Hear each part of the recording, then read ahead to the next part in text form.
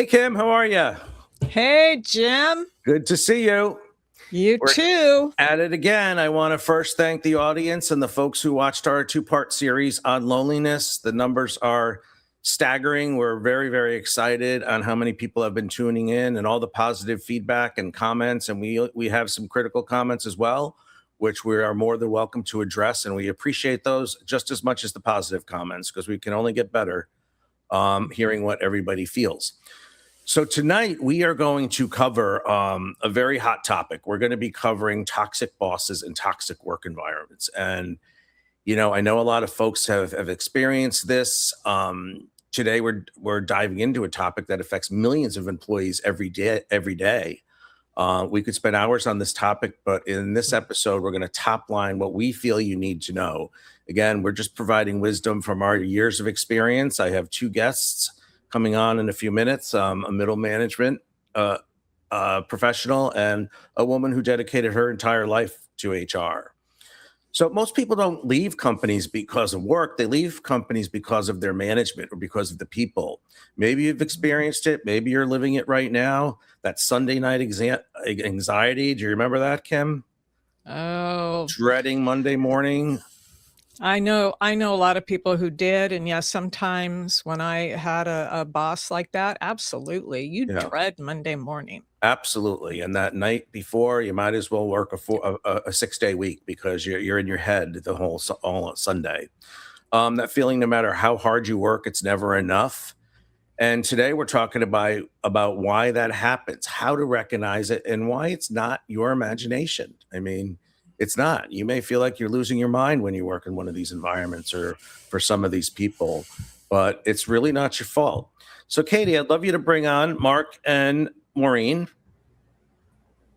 So as I mentioned, we have Mark Dunn joining us tonight. He has been in middle management for 6 years with a 7-boss run, different companies. And we have Maureen Marfell, who is retired now, but she has dedicated her entire life to HR. And as we know, HR morphed from personnel to human resources to protecting the company.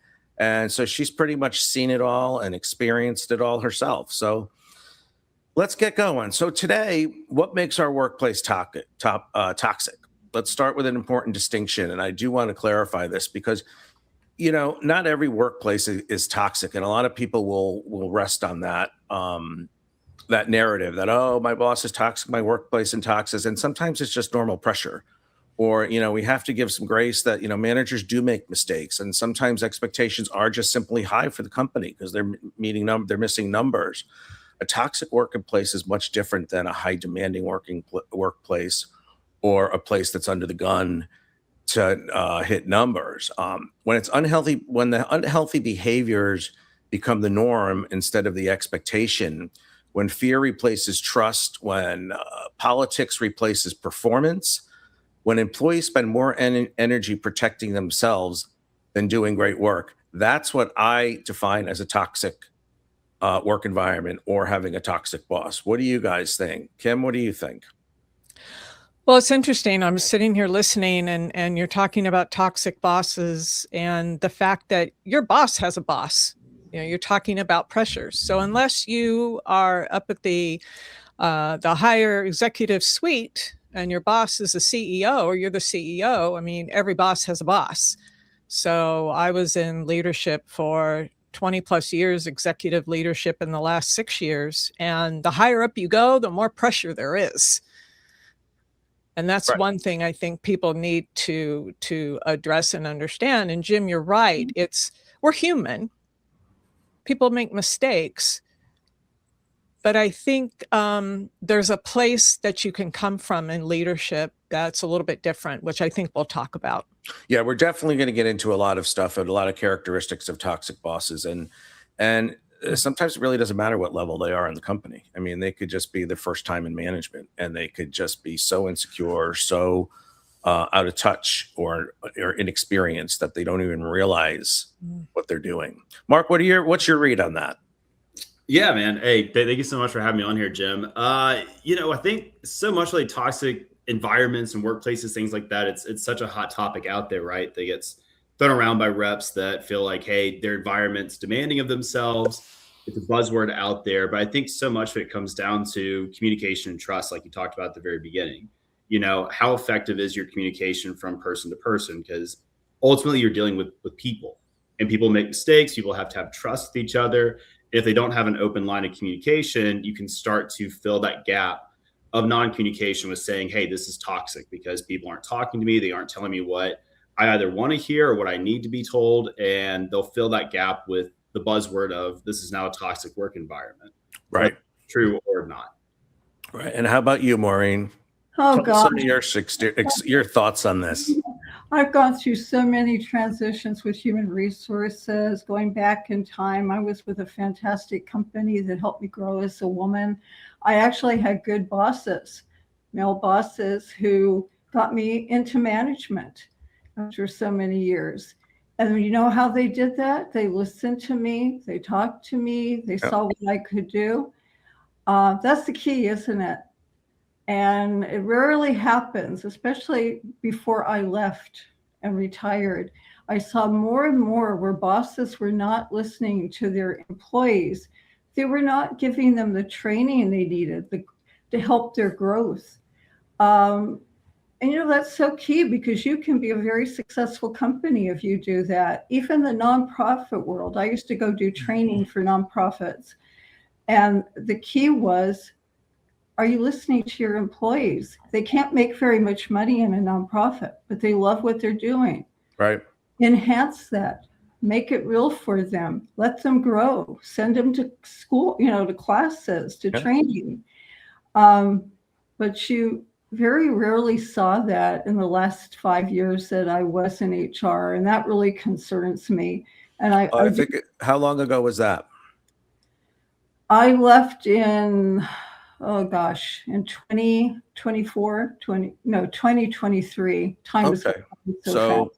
It's probably gotten worse, I would say. What do you think, Mark? I think, I think, a toxic environment and having a toxic boss really does impact the bottom line. And again, to your point, Kim, upper management probably doesn't even realize it, because these people are so good at covering their tracks that, everybody should be able to trust the people below them, that they're doing their job and they're working. And that's the sign of a good manager, is trust. And you're giving that employee the autonomy. But Mark, tell me what you were going to say. Yeah, I would say so much of it really does stem from the massive shift we've had from COVID, coming out of COVID to pre-COVID, where you used to be in the office 5 days a week. You're around people that have been there, ideally with the company for 10, 15, 20 years, that can really show you the ropes, be that mentor, right? Like teach a young professional, hey, this is how you're going to act, conduct yourself, how you really build a good foundation of skill set, versus nowadays everything's done, remote. Like we're all on Zoom calls, Teams calls. And so how do you start to mentor someone during a 40-hour work week when all you can do is message them on Teams or get on a quick call for 30 minutes to an hour at most, and actually dedicate some of the time to invest into someone, versus just talking about the bottom line of how do we hit our numbers all the time? How is someone underperforming, or how are you creating, top performers on your team at this point? So I think so much of that virtual world that we live in nowadays is really creating this systemic issue of the toxic workplace. Yeah, I would have to agree.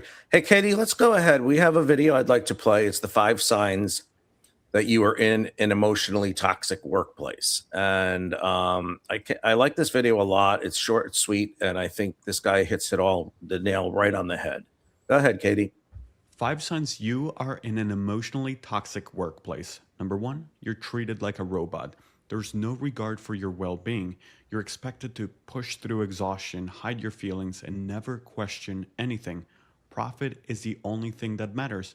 And yes, it matters, but when it costs you your mental health, your boundaries, and your basic dignity, the system is broken. Number 2, people are walking on eggshells. Everyone's afraid of saying the wrong thing, so they play it safe, stay silent, overthink every email.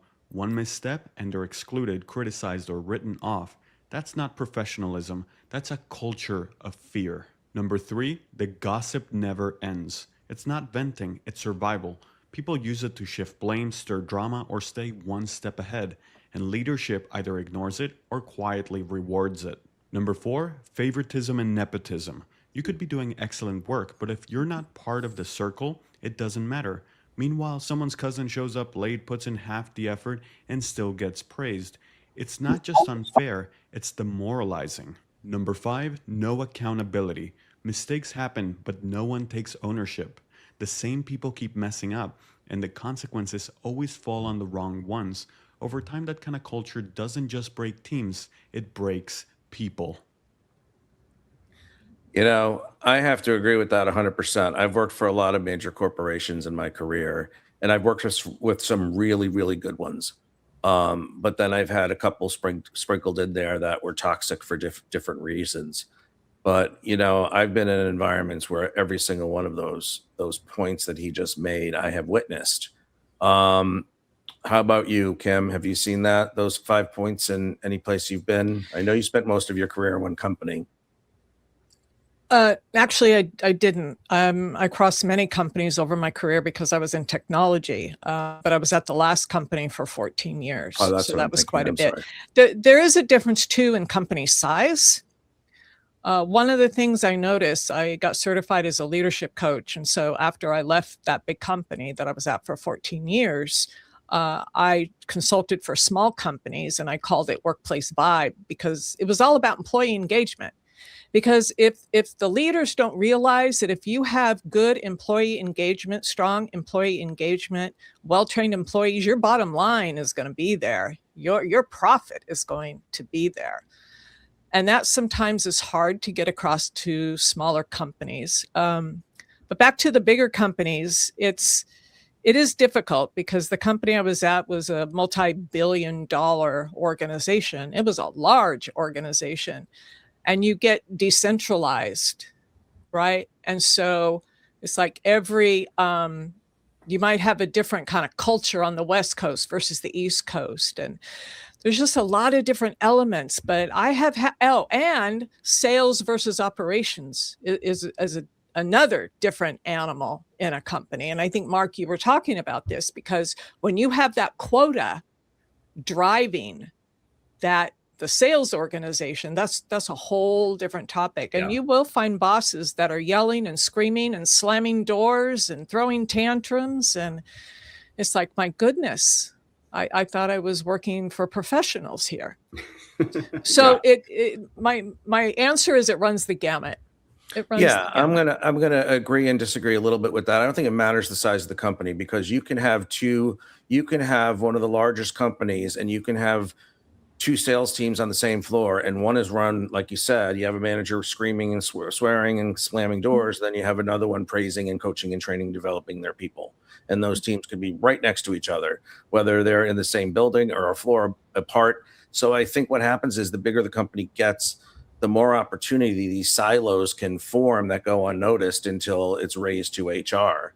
And now we're to Mark's point, where people are more decentralized and in working from home, I think it's even harder. What do you think, Maureen? Oh my gosh. Yeah. I think companies who don't listen to people who really believe in their role as an HR person, we don't get listened to very often. And we could definitely help out with some of those areas. When you see a toxic employee, you need to start talking to that person right away. And then at a point where you have to document, but find out what's going on with them. Maybe they do need some more training or understanding how to treat their employees. I found that was a real weakness in a lot of organizations I talked to. The management, some people weren't really qualified to be management. If you want them to be a manager, help them out then and get those classes for them. And this is not on the same line, but when I was doing training before I left with this really good trainer, we really gelled well together. And the key, we said, you can't get people right now, but you're asking some of these people who are applying to have master's degrees. Do you really need a master's degree? I ran into that quite often in my final years, and I could never figure it out. But they start waking up to that, a lot of the nonprofits. No, we don't. We have someone who has a BA degree. We'll just go and give them some training and help them along. That's the key. I know perfect world, but it's important. Well, I think you hit on something, leadership training. I'm going to go back to Jim with the smaller companies that I was experiencing. We're the mom and pops, right? Yeah. The maybe 50 employees where you have husband and wife running the company basically, and they're fighting in front of their employees, or they're not giving bonuses, but they're posting on social media that they're expanding their homes. There's some things that create a lot of animosity, and that's what I mean by the smaller company. And they're not trained. Just because you're an owner of a company doesn't mean you know how to lead That's your right. company well. And I give kudos to those owners who seek out counsel on that, and they want to learn, and they recognize that good employee engagement is important. And Maureen, I don't know if you remember the company Gallup, or if you use Gallup to do, they had something called employee engagement surveys. Yep. And so Oh. you could see different companies who have really high employee engagement Mhm. and how that made a big difference. Okay, so guys, as we were talking, those 5 characteristics of an emotionally toxic workplace really boils down to people. It's not the building, it's not, unless there's mold, but it's just pretty much there are 5 types of toxic bosses. And let's talk about those. The first one is the micromanager. This is someone who nothing gets done without their approval. They rewrite your emails, they question every one of your decisions. They schedule meetings about meetings. They eventually stop people from thinking from themselves, which results in creativity disappearing. And eventually good employees disappear, because who wants to be micromanaged? Maureen, I see you have a face on there. Let's hear it. Yeah. Oh, yeah. I know some micromanagers just before I left. My first boss there, who was the entrepreneur and started the company, was not like that. But the 2 guys we brought on board, they were awful that way. You never even knew what was going on half the time. They micromanaged, but they also were distant. They weren't there. They didn't listen. And I found that very frustrating, because quite honestly, I've been very lucky. I had never had bosses like that. Other issues with bosses, like the entrepreneur boss was always getting in trouble of, what can I say, harassment in the workplace. So I've experienced that myself with a couple of I actually affairs, divorces, etc. Oh yeah, yeah. But nothing worse than a micromanager. I don't know how the others of you feel, but that is bad. Mark, have you had a micromanager, or have you become a micromanager? Oh yeah. I would like to think that I've never actually stepped into the micromanagement world. Have dealt with it a lot from previous bosses. I mean, so much of it is just, you internally never know if they have any trust, any confidence in you to do anything, because you have to run everything by them. They have to double check all of your work. And so when you have to roll out any kind of a decision, a process, a change, you never feel like you're enough, because they've stripped you of all confidence. They've stripped you of autonomy. And then that transcendently is going to roll down to your own reps, because if you don't have confidence and you're trying to lead people, how are they going to actually feel confident about what they do? Because you're being hit on the head by something, and then it's going to roll down the hill ultimately. So yeah, I'd say micromanagement is probably the worst trait for any kind of a toxic environment. And sadly, it's one that's incredibly controllable. Like it just comes down to trust in people and just having that human element, right? Yeah. And Kim, what do you think? I mean, I feel it breaks up the work rhythm of people too, because they're getting these constant messages and constant, where are you in this? What did you do here? And they're like little aneurysms that go off, whether it's an email or a Teams message or a voicemail or whatever. How about you, Kim? What do you think about that? Nothing says I don't trust you or believe in you like a micromanager. Mm-hmm. And I think if you look at, there's obviously some personality traits if you look at micromanagers. And we're going to look So at there's those. something within them that causes them to be a micromanager. And a lot of times it's an insecurity on their own part. I'm of the belief that not everyone has the temperament or the personality to be a good manager. I think you can learn skill, absolutely learn skill. You can learn management skills. Uh, Leadership is something that I'm not going to say you have it or you don't, but you cultivate it or you don't. And for me, micromanagers are not leaders. All right, so let's go to the type 2, the credit collector. Any guesses on that one? Mark? A lot of sales managers right there. A lot of people have quotas to hit, right? A lot of, hey, we've got numbers to get done. We need this product to be accomplished. I need you to get this done behind the scenes for me because I have to present this to my boss later on. Yep. And so it's a lot of beating people over the head for stuff, but not rewarding the actual work that gets put into it, right? Yeah, and it's even actually a little bit deeper than that. You know, the employee will work late nights. They'll get all this stuff done. They'll have a revelation. They'll sell a big client or whatever, and then they go in and take the credit. Yep. So when your boss wants to an executive meeting, suddenly it becomes their idea. Recognition is one of the strongest motivators in a workplace, and taking the credit destroys trust further than anything else that a manager can possibly do. How about you, Maureen? What do you think about that? Those managers that take credit for their employees' work and they don't really put the time to work or the expertise in. They probably should have never been made a manager. I agree with Kim. I think a lot of them don't have the personality to be a manager. They may have expertise and be strong in other areas. And I think their boss needs to take a look at that and say, okay, you know, I think you'd be much better doing this than supervising people. I know that doesn't happen, but it should. I have a sister who just retired, and I'll bring her as an example. She's very talented. She worked in athletic department at a junior college, and this woman that was her supervisor should have never been anyone's supervisor, but still is. She was all over the place and never paid attention to what was actually going on. Yeah. But yet micromanaged to boot. Right. Yeah. Well, I think also in sales environments, when there's money involved, the credit, you know, all of a sudden, well, how much did you really do on that sale? And I really closed it. And I really did that. Mark, you've been in the sales environment for part of your career. What do you think about that?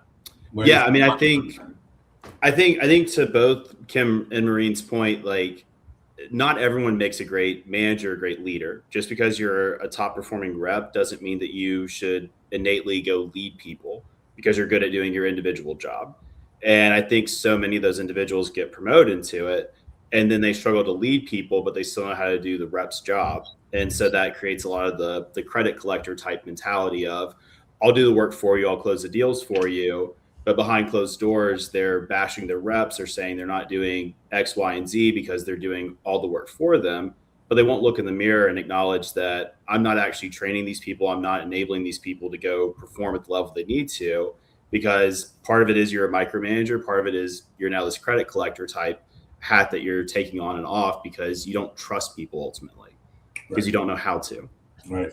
And the next type go ahead, Kim. I was going to say the other side of the coin of taking credit is being blamed for something that they did. And I've had that happen where my manager for a project said that he had told us, you know, to do a specific thing, that we had it on a list. And without going deep into the story, he actually came in one night and wrote it on the whiteboard in between that topic or whatever that was that he said he told us to do and didn't. Right. And we got blamed for that. So that's when credibility goes out the window. Yeah.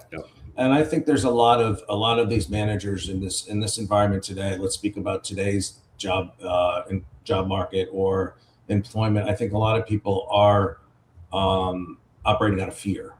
And the fear of losing their job and their fear of what have you, and they want to climb that ladder and they don't really care who they step on. I don't think it was like that as prevalent decades ago. But the next type is just that, the fear manager. This leader believes creates fear and creates fear, performance out of fear. They publicly criticize, they embarrass employees, they threaten their jobs on a regular basis. I mean, and they're the problem. They keep everybody guessing. They tell the employee that they're the problem. To your point, Kim, their fear creates compliance issues. They're not excellence. They don't show excellence. People stop taking risks. Innovation dies. And the best employees, because of that fear, the best employees quietly start updating their resumes and eventually exiting. Who wants to work under that environment where they're scared every day? Which goes right back to your Sunday night stomach aches of anticipating going to work on Monday morning. So what do you guys think about that? Anybody take it? The fear manager. Yeah, I'll say my first job working in a sales environment. This is who my manager was. He was a young sales director, first time leading an entire company. It was a small startup, so really small, intimate environment. Everyone knew each other, but he went from being a rep right into a sales director role. And so it was a huge challenge of you don't know what you don't know.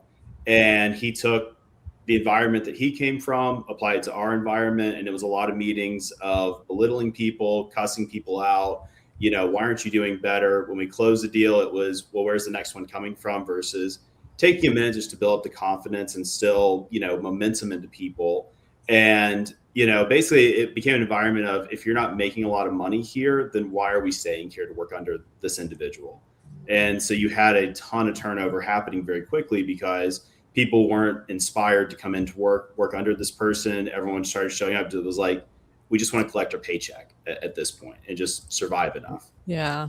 I also wonder with that is when you have high unemployment, if you start to see more of that, because people are afraid of losing their jobs and people stay in environments like that because they're afraid of losing their jobs. So you have it on both sides. Yep. I almost think it becomes a Stockholm situation for some employees because they have been so beaten down. Their net worth or their self-worth has been so degraded that they don't feel like they'll make it in any other company. So they keep trying to get that praise. They keep trying to break through in that one organization, no matter if it's toxic or their boss is toxic or whatever.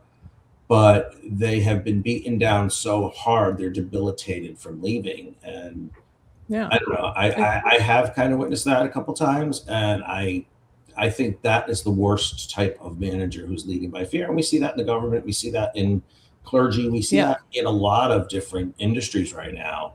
And I'm not even necessarily sure. I'm sure economics and the economy has something to do with that. But I would say narcissism has a lot to do with that too. And I think you're living in an abusive relationship, right? Why Absolutely. is it that women don't leave abusive relationships or Same men reason. for that matter? So it's the same because your self-worth is in the toilet. Right.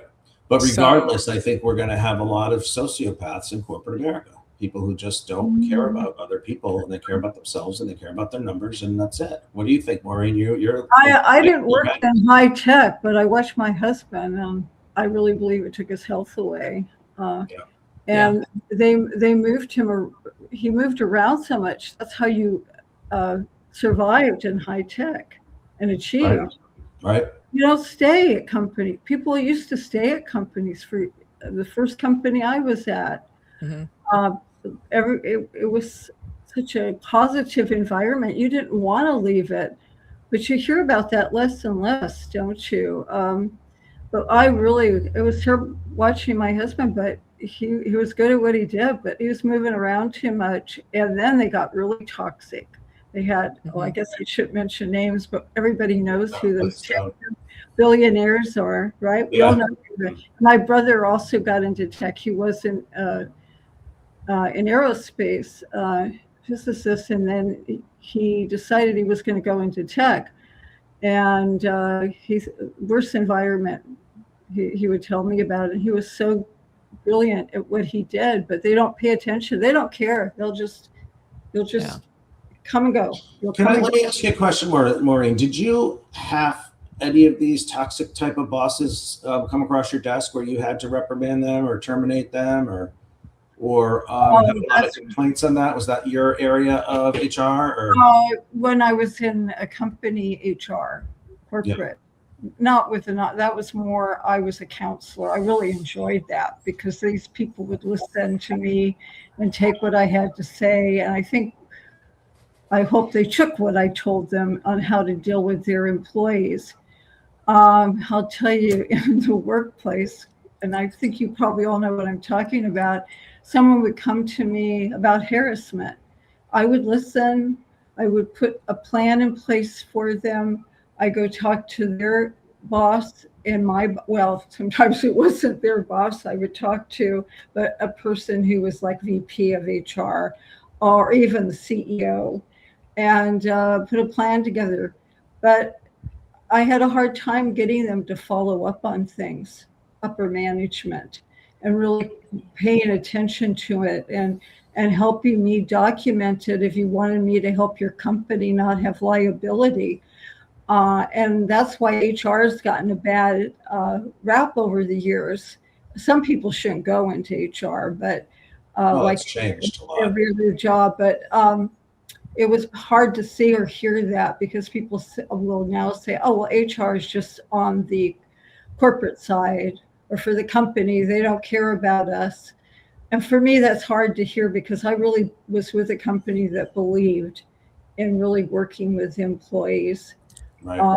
And listening, and not perfect.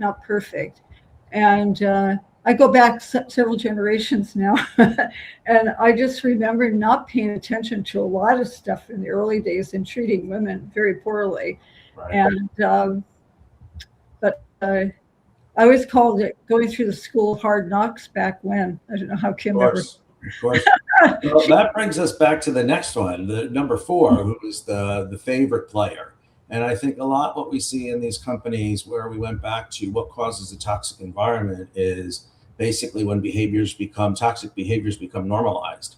And I think we start seeing those packs of people who will stick together, the old fashioned good old boy network. It doesn't have to be boys. It could be just a group of managers who are going to do it their way, and they're going to cover each other's asses as they go through. And we've all seen it. One employee gets opportunity. They get every promotion. They create all kinds of atrocities, and it just gets swept under the rug. Meanwhile, others are completely held to different standards and different quotas, and they're set up for failure, while their buddies are set up for success. And whether intentional or not, favoritism definitely damages morale because people stop believing performance matters. And all of a sudden they're like, what's the point? Because they're friends, they're going to get the next job. What do you think about that, Mark? Yeah, I mean, I think it's the number one destroyer of a positive company culture.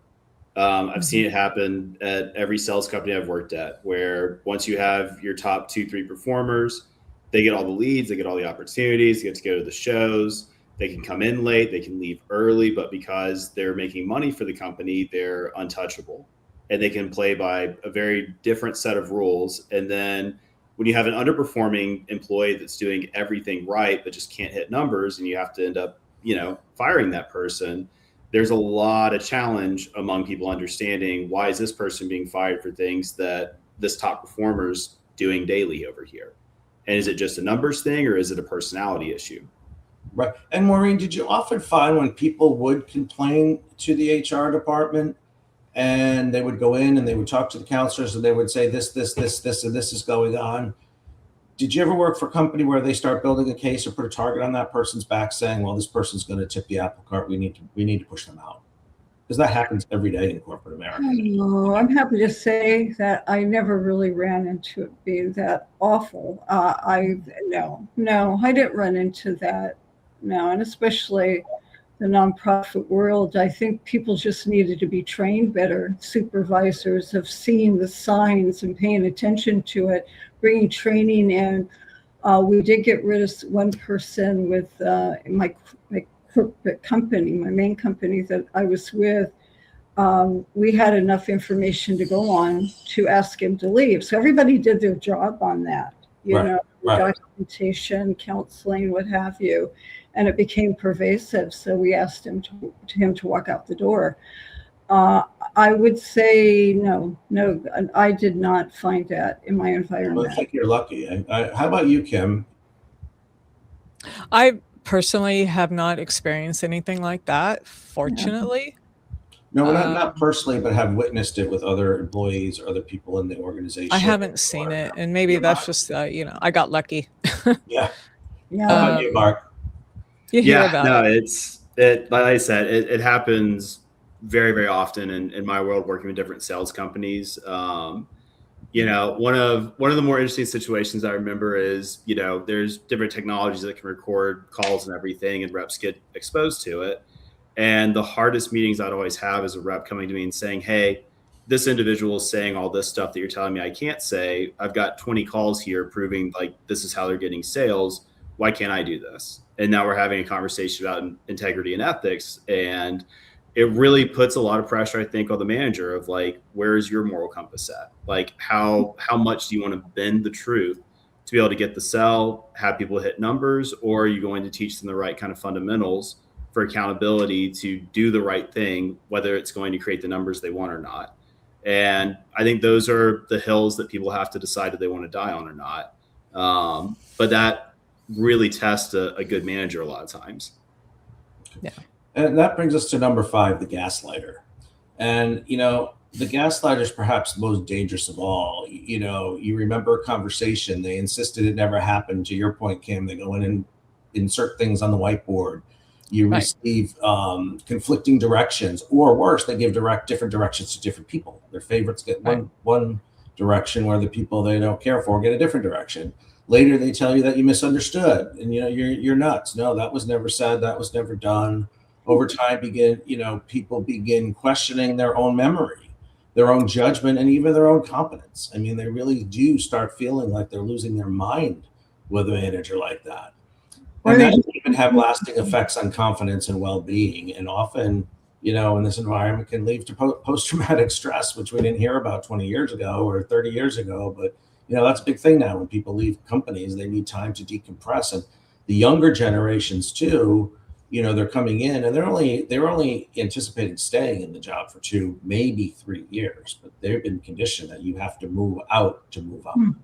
And there's no more, lifetime in one company. It just keeps burning and churning. What do you guys feel about the gaslighter? Go ahead, I think, Mark. I was going to say it's this one is so pressing nowadays because so much is done off virtual calls at this point. So it's almost the world of like, how much do individuals document conversations, sending email recaps, things of that nature. Hey, this is what I asked you to do, A, B, and C. This is the timeline that needs to get done. And especially asking young managers to innately understand this is how you protect yourself. This is how you clearly communicate to people.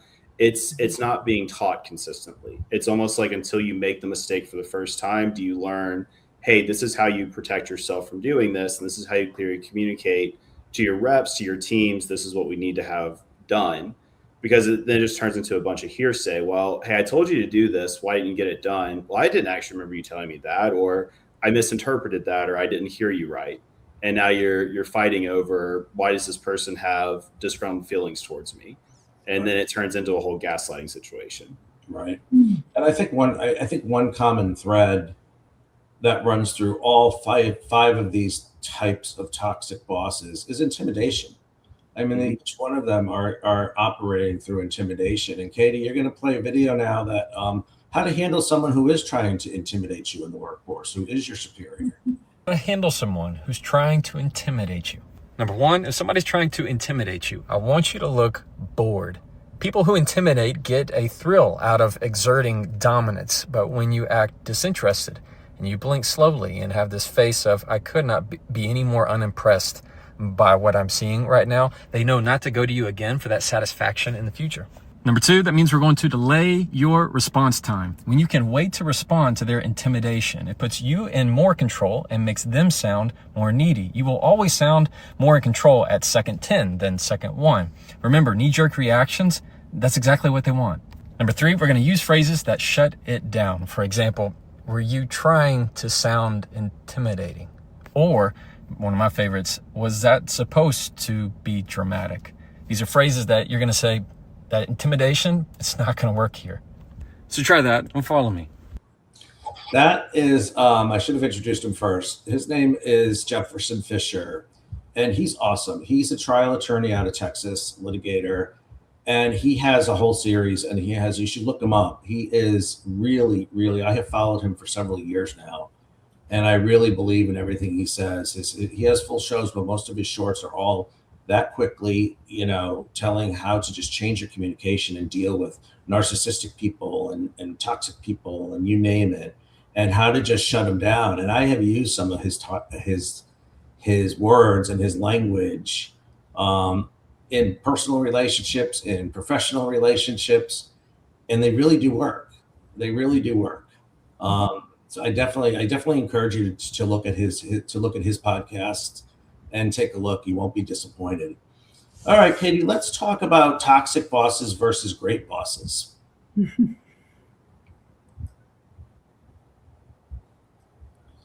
So a toxic boss versus a great boss. A toxic boss leads through fear and intimidation. A great boss leads by example through trust and respect. I think we can all agree on that one, right? Yep.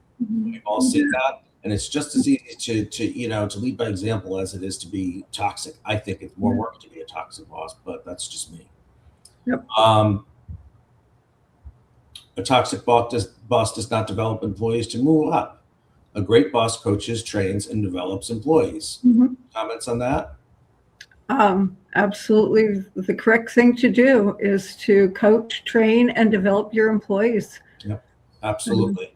Mark, There's something called servant leadership. That is something when I was climbing the corporate ladder, and it's basically having the mindset that you work for your employees. And that is coaching them and training them and inspiring them. And it's a philosophy that I love, actually. Yeah, I actually operated when I was managing teams, whether in New York or wherever I was in the country working for different companies. I always felt I served the folks under me.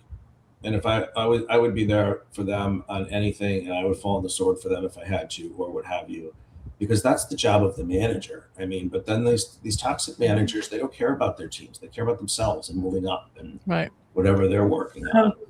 What's the next one? Yeah. Go ahead, Kim. Maureen. Sorry. I did that in my training, whether I did it by Zoom call or training, going out to the nonprofits, larger organizations. That was it. You listen to your employees, you help them grow, you got them training, and you're listening. You're not the one that's always talking all the time. Yep. You want to see how they feel. Yeah. And to your point, Kim, the next one is the toxic boss blames employees where a great boss solves problems. And Mark, what do you think about that one? Because I'm under the school that a lot of toxic bosses could care less about the problem. They just want to. Yeah, I think this goes to really what Kim was talking about so early on of, not everyone's meant to be a leader. Not everyone's meant to be in management. Like, I think the perspective on really getting into leadership of any sort is having the perspective that it's a selfless job.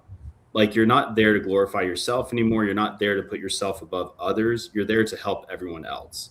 And if your entire day is spent building yourself up and trying to keep climbing the corporate ladder through stepping on people, you're going to be a terrible leader.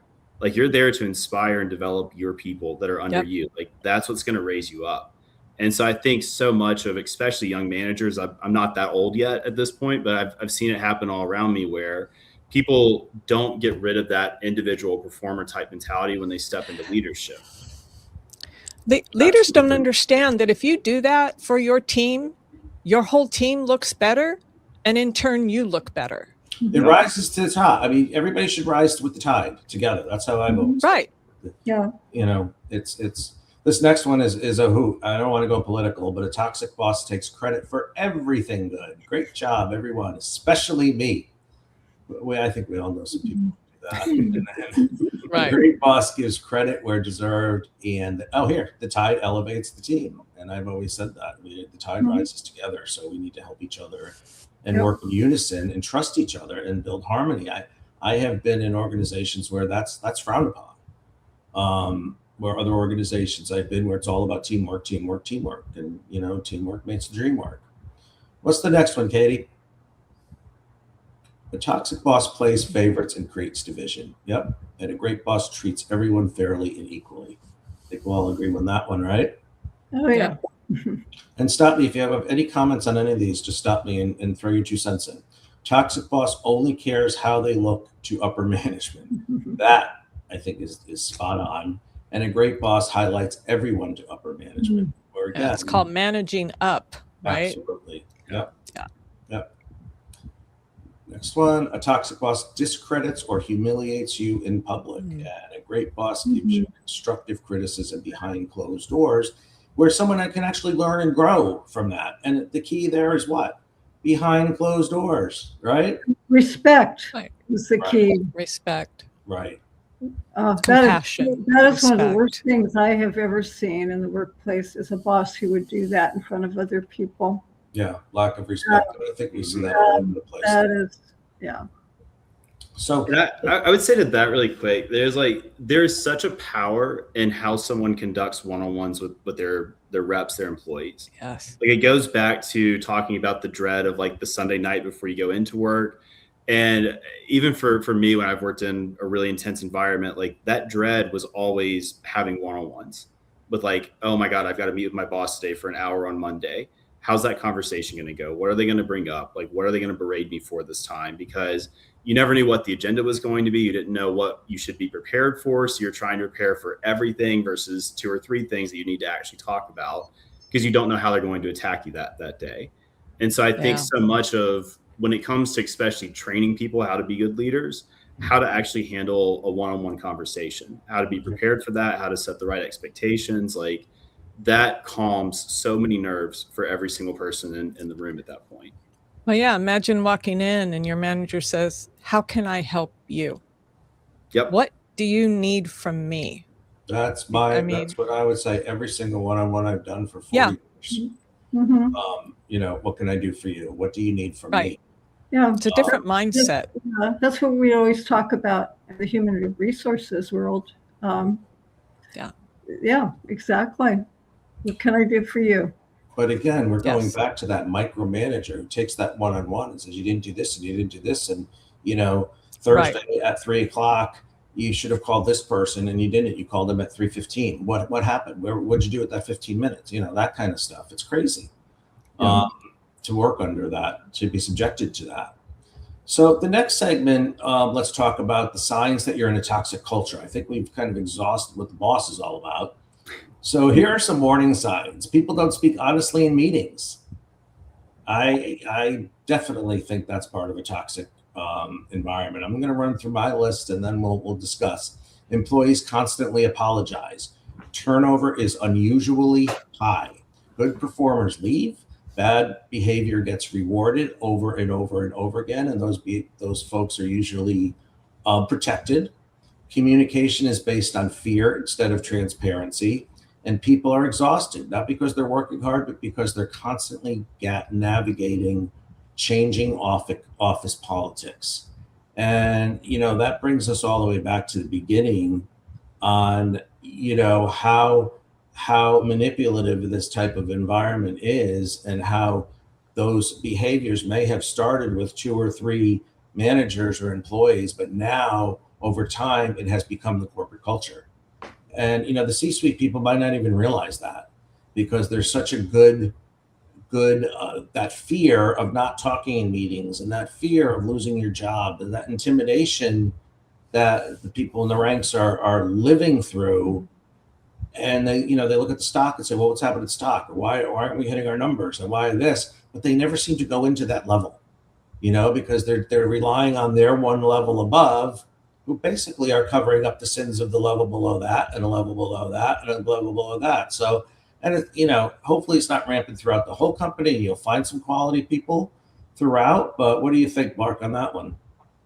Yeah, I mean, I think a lot of this falls into almost categories that feel taboo to talk about in the workplace, especially whenever someone departs. It's the weirdest environment on almost like a post-mortem of like, why did that person leave? Instead of acknowledging it to the team, hey, this is what played out. This is how we understand what happened here. And you you mitigate all the assumptions, the rumor mills that start on why things could happen, why people could start to gravitate towards relation to something. And sometimes it's just taking up accountability that, hey, I didn't manage them the right way I needed to. I didn't create the kind of environment they needed to. And I think that's what's lacking so often is those two aspects of just communication, accountability, ownership. Yeah. And knowing your faults, knowing your limitations as a manager, knowing where you need support and help to get better, to serve your people. Yep. What are your thoughts on that? Right. Anything that we're missing as far as an environment itself? No, I think Mark hit it on the head. Definitely, 100%. Yeah. Well, Mark, we're going to have to get you back next time. We're going to give you the credit for that segment. I'll take it. I'll go to my boss for it. Well, Mark's heavy in it right now, or was. Yeah. Yeah. We're a few years removed. I think it is such a difficult workplace, more than ever. Yeah. I would. Oh, sorry, Coach Aubrey. I was going to add my 2 cents to this. I think one of the biggest missing elements, because I started as a manager when I was 27 years old, and I've grown up through it at this point. And I think one of the hardest things to navigate, especially when you're in your mid 20s, early 20s, late 20s, you're starting to get into those kind of roles and positions, is having a good mentor. Like, that speaks so much volume to how your career can develop, how you can learn, how you can have a safe space to talk to people.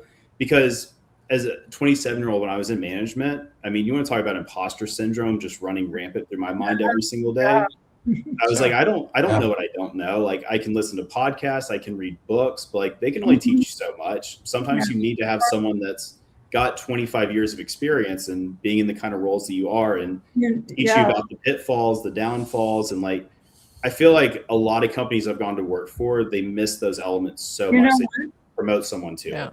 You just said it, mentor. I had a mentor. Yeah. It makes such a difference. We talked about mentors and how important they are. You hit it. You hit it. Yep. It's very important. Yeah. I've always tried to be a mentor when I've had teams, and I always felt like often you're older than your folks, or you have a lot more experience. I've often felt like, because I had some really, really great mentors early on, and really, seasoned people who took stock and took me under their wing at a very young age, and my early 20s. For a huge company that I worked for. And, I was with that company for 11, 12 years. I moved up the ranks to all different things. They paid for my MBA. I mean, it was a wonderful place to work. I don't have one negative memory from working there.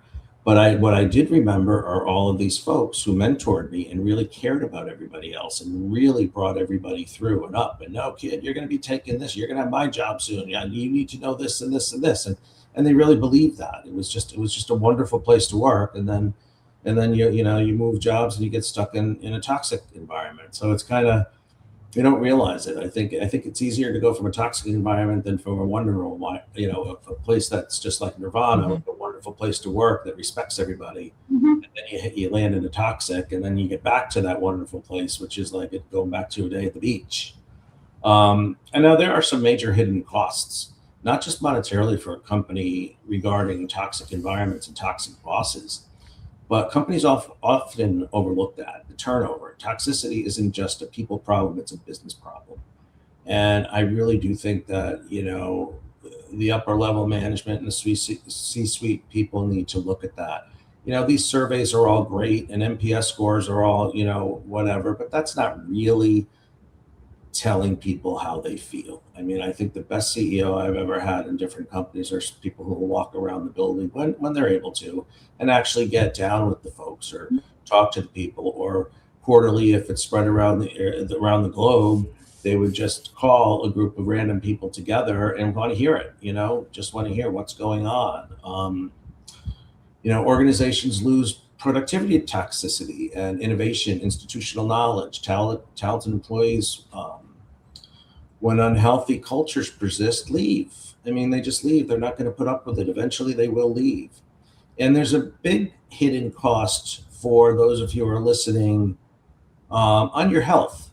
And you may not realize that until after you're out of that environment, but you don't realize the toll it's taking on your health. You know, it might be a couple of sleepless nights, then it might be a couple of stomach aches, then it might be high blood pressure. Then before you know it, you have a heart attack. I mean, I know I'm being a little dramatic, but I'm really not, because when it gets to that point, go ahead, Kim. Oh, I was going to wait for you to finish because I have another point on that. Yeah, when it gets to that point, you really have to try to recognize that. You have to be self-aware and say, and take a big step back and say, no job is worth this. Because you know what? I'll be out of here in 3 weeks or 4 weeks. They won't even know who I am. I'll be, you know, my stuff will be cleared out. Someone else will be occupying that job. And within a couple of months, you're yesterday's news. So you have to put yourself number one in any company. I firmly believe that. Like, your health comes first. Obviously, you have to abide, you know, they sign your paychecks and they're paying you to do what you're being paid to do, but you have to monitor your health because it's too precious, and stress is the biggest cause of health issues. Go ahead, Kim. I'm sorry to go so long. Yeah, it's your own health, but it's also the health of your family and your relationships, because what you experience in the workplace doesn't stay in the workplace. In fact, just the opposite. What you can't communicate or express in the workplace often comes home. Absolutely. And that's when it can become very difficult. And so you bring that toxicity into your family, into your personal relationships, into your friendships. So it is so important, I think, to recognize it and do what you can to either get out of it or find an alternative, something. Right. Because there's really, you know, you can't make sense of it. You can't, Right. you know, you're in those feelings and you feel like you're going nuts. You feel like this can't be real. And then, you know, you come home and you know, you're yelling at the kids for no reason, or you're kicking the dog or something. You know, people do crazy things when they feel cornered. And I think being in a toxic environment or having a toxic boss, you do feel cornered. You know, you're always feeling almost feral, like, you know, you have a wolf on your back, or you know, you always have to look over your shoulder. What do you think about that, Mark? Yeah, I mean, I think the impact of an incredibly negative workplace, like, number one, whenever I notice it, is when I put about 10, 15 pounds on, because I'm not working out consistently, I'm not eating healthy, I'm not sleeping well. Like, you start to feel that physically. A rule that my wife and I have always had, and has helped us out so much, is we don't really talk a lot about, like, what happens at work. We leave that very private. So that way it doesn't implode into our actual relationship. A lot of times when I have my really intense work weeks and days, things like that, my wife knows I just need like an hour to get home and just decompress in silence, just kind of flush things out of my mind, what's happened emotionally, before we have our conversations and our relationship about how the rest of life is going. But yeah, it's detrimental to so many other aspects of life if you cannot get a hold on what is happening at your work environment. Because I mean, you're spending 40 to 60 hours a week there, you know, Right. more time there than you are anywhere else in your life. And so how do you control it? How do you become aware of it when you're in it? I think that's such a challenging aspect of it. But, you know, therapy is like the golden card. Huge. To fixing Yeah. it. Hey, Katie, you want to play the next video? That's why your boss affects your mental health. It's just a quick Sociopath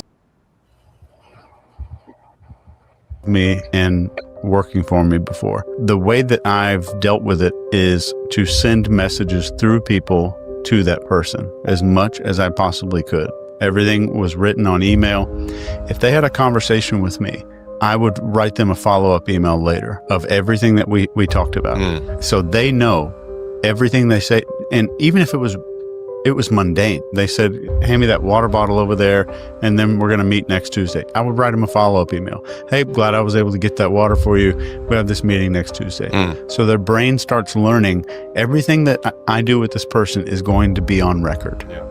So it's a very covert, subtle way of putting them on notice. Yeah, I think that's rolls into the next segment as well. What can we do about it? You know, if you're toxic, if you're in a toxic work environment, you do want to document the facts. You want to keep records of everything. You want the important conversations, the performance expectations, significant actions, but you also want to build relationships outside of your immediate team, your immediate boss, you know, upper levels in the company, build relationships outside of the people who may be causing you all this angst and putting all this nonsense pressure on you, if that makes sense. What do you think about that? Anyone? Yeah, I think I mean we talked about this a little bit. Just it's almost learning the skill of how to document in so many ways, because it feels weird. Like I remember my first 3 years of being a manager, it felt weird to write follow-up emails on every conversation I had with every rep, and it was almost like if you forget to do it and then you apply it at certain points, it's because I'm writing you up, because I'm documenting something that could be negative down the road, instead of documenting the positive conversations, the neutral ones, things like that, and making it feel second nature. Because I think so many young reps, when they see the first 2 or 3 emails that come in on post-meeting conversation, are like, oh, what did I say wrong here? And you have to then talk to them and explain to them, like, there's nothing negative about this. It's just we're keeping a running record to hold ourselves accountable here on why we're communicating the way that we're communicating. Right. So I think documentation is really important to keep all things straight. We used to always say documentation, documentation, documentation. And human resources, Absolutely. good documentation, good documentation. Yeah. And the intent is to help with it. Doesn't always happen, but it's important for us as managers to keep that written. And, if your boss themselves are not a good mentor, and they are, they're toxic, and they're not on your side, or they're not helping you be, they're not coaching, training, and developing you to move up or to just be sane at work, find other mentors in the company. There are plenty of people who you can reach out to that will take you under their wing, whether you report to them or not. And I think that's more prevalent, obviously, in larger companies, but that is a strategy to cope with that environment on a regular basis. Katie, let's play the next video. Very likely that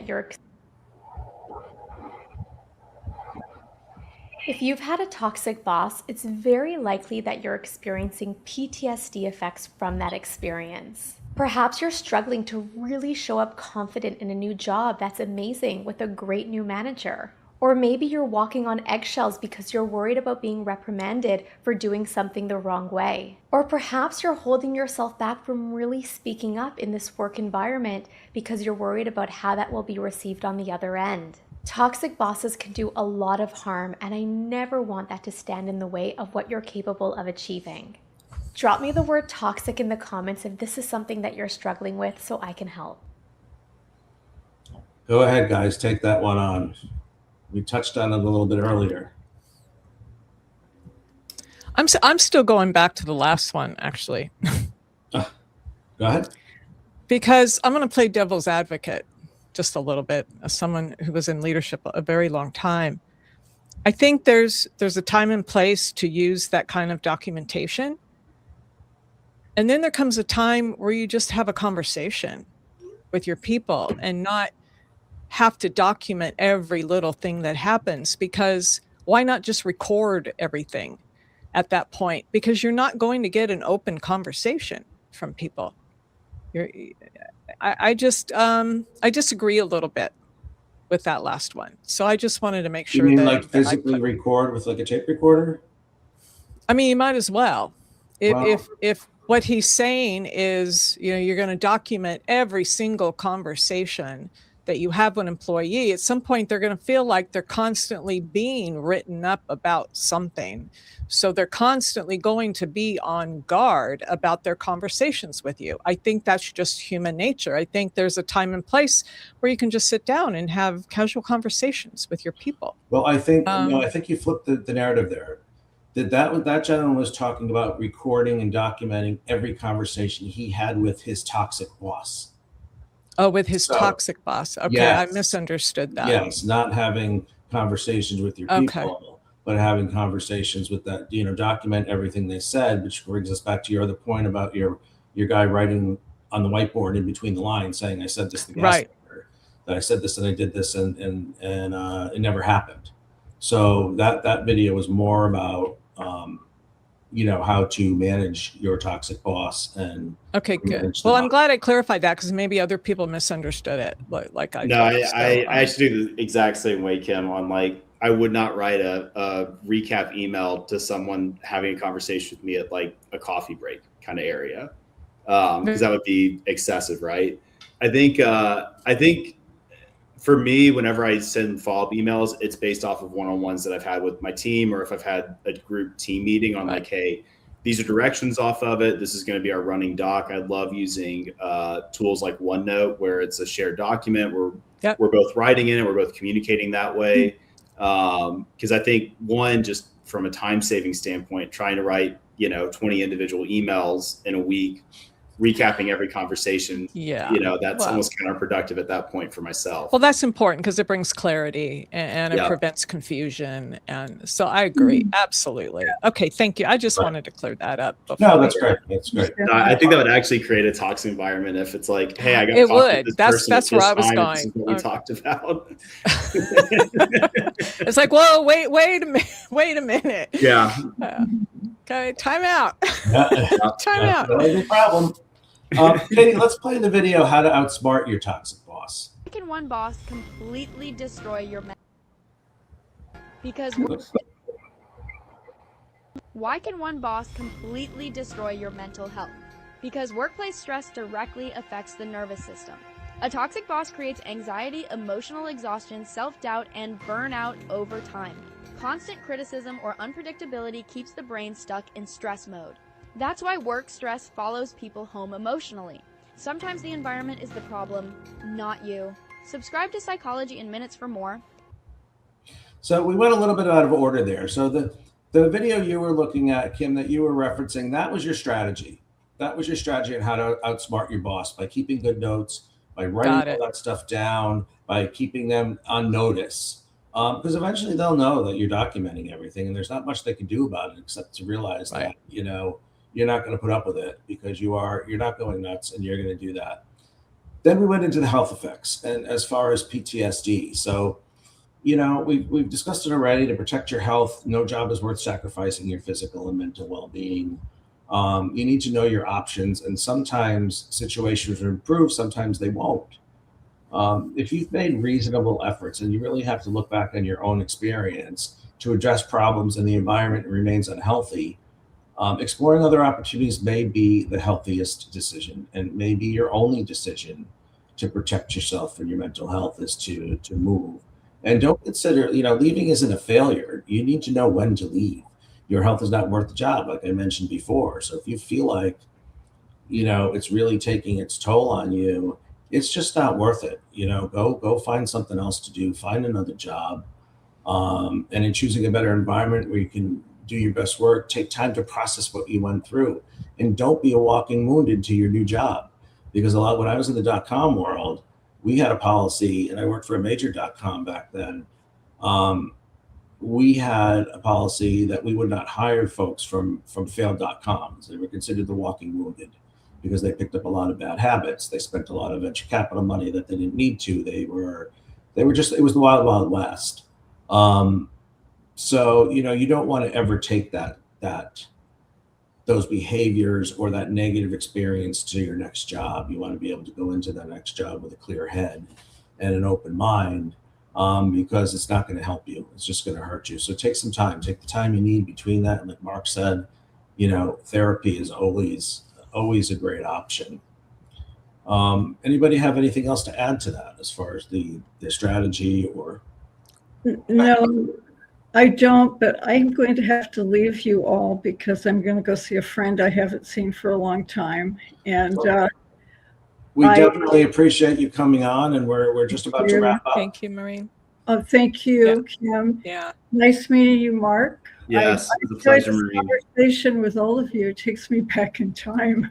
I'm glad I'm not in that stress anymore. Yeah. And that was going to be my point. Thank you so much for coming on. We definitely want to reach out to you again and Maureen. have you on again. Okay. Love you all. Take care. Thank you. You too. Take care. All right. That was going to be my point, Okay. because life is too short. You're starting your career. I can think, it seems like yesterday I was 20 and, I was going to work for my first company, or 20 or 22. And I turn around and I'm 65. It's like, where did the years go? And you don't want to spend those years in a toxic environment. No. No, So- because it goes really quick. What about you, Mark? What do you think about that? Yeah, I would say kind of a different angle on this. This is actually something I dealt with recently. Is when you're very aware that you're in a toxic environment and you're a manager of people, the hardest battle I've ever had is when do I leave and almost abandon my reps in a way. And it's a really challenging mindset to like deal with and combat because you know what the environment is and you feel like you're one of their self defenses against what's happening in that company and that culture. And you feel like if you leave them, you're leaving them in a much worse position to take care of yourself. And so it comes back to the whole idea of leadership of like, how selfless of a job is it versus when do you put yourself above everything else? That in of itself that was probably the most damaging thing I did to myself for a while mentally, is trying to navigate when do you jump versus when do you go down with the ship with everyone else. And Right. that's challenging in of itself. And that's, I think, where having a mentor, especially outside of the company you work at, creates so much health for yourself. Because if you have your mentor that's your own boss or your boss's boss, you're still going to get a very distinct perspective always being told to you. But when you have someone outside of it, they can see through the clouds and the muck and everything that you're stuck in and can provide a very healthy perspective. And if you've been fortunate enough to have good mentors, pay it forward. Yep. And mentor others. Exactly. Yeah. And you know, you feel that way leaving your reps and leaving them behind and letting them down. And you know, that's a sign of a good manager. That's a sign of someone who cared. It's a sign of someone who cared about their people and was disappointed in whatever happened or happens. And you know, the bad manager is like, woo-hoo, you know, don't know you, forget you, goodbye, I'm out. And you know, that's unfortunate. And how do you screen that? How, when you're looking for a job, do you identify a toxic work environment versus a non-toxic work environment? That's there are websites out there now. There are. And you want to look at Glassdoor, you want to go on Reddit, do your research on all these things. Because if you see droves and droves and droves and droves and droves of negative reviews by past employees or clients or customers, believe them. They're not all disgruntled employees, although HR will want you to believe that. Sorry, Maureen, I'm not glad she's gone. But HR would want you to believe that, oh, that's just a disgruntled employee. They're not. And, you know, at the time of LinkedIn, message some past employees. Say, you know what, would you mind if I give you a call? Because often you get there and you have no idea. Companies have reputation. Oh, that can't be. There's no way it's like that. No, they're just having a bad experience. They're having a bad day. So, you know, I definitely encourage people to do their due diligence before they sign that offer letter, because once you're in, you're kind of stuck for a while. Yep. And, you know, it's going to creep up on you. You won't realize it day one or day two or week one or month one or whatever. You might not even realize it till year two. But look for the signs before you go on. And the recruiters aren't going to tell you, especially the in-house recruiters. Their job is to cheerlead. The HR is there to protect people. And but you need to protect yourself. And that's just it. So I have a couple of closing thoughts that, you know, when you walk into work, do you feel energized? If you don't, or do you feel like you're just surviving? You're going in to survive. You're going in to get through the day. Because work is always going to involve challenges and deadlines and quotas and pressure and difficult conversations. That's all normal. But what's not normal is what have we learned? Is living in constant fear. The best leaders don't inspire through intimidation. They build trust. They develop people. They create environments where employees can succeed. So, you know, watch those warning signs. Look for those in your job, in your current job. I thought this was a great conversation tonight. I appreciate you coming on, Mark. I appreciate if you could stay. We'd like to finish the conversation a little bit behind the scenes when we sign off. Absolutely. Yeah, but I do great insights, Mark. Yeah, you coming on. We'd love to have you coming back on some other topics. Loved it. Folks, next week, these drop every Thursday. Next week, we're going to be covering searching for a job in this environment. And we have a woman, the CEO of Talent Strategies, coming on. and she's in the DC area, and she's been in executive search her whole life, and she owns the company, and she's quite a card. She knows what she's doing. She's very impressive, so I can't wait to get her on. And hopefully we won't have any tech issues, knock on wood, like I had experienced tonight, but that happens. But again, Mark, really, thank you for your time tonight and coming on. Kim, always a pleasure sharing the screen with you. And Katie, thank you for all your hard work behind the scenes. Her mic's off. All right, guys. Have a great night, everybody. Take care of yourselves. All right, guys. See ya. Check out your environment tomorrow. Make sure you're not in one of those toxic environments. Please like and subscribe before you leave. Like and subscribe.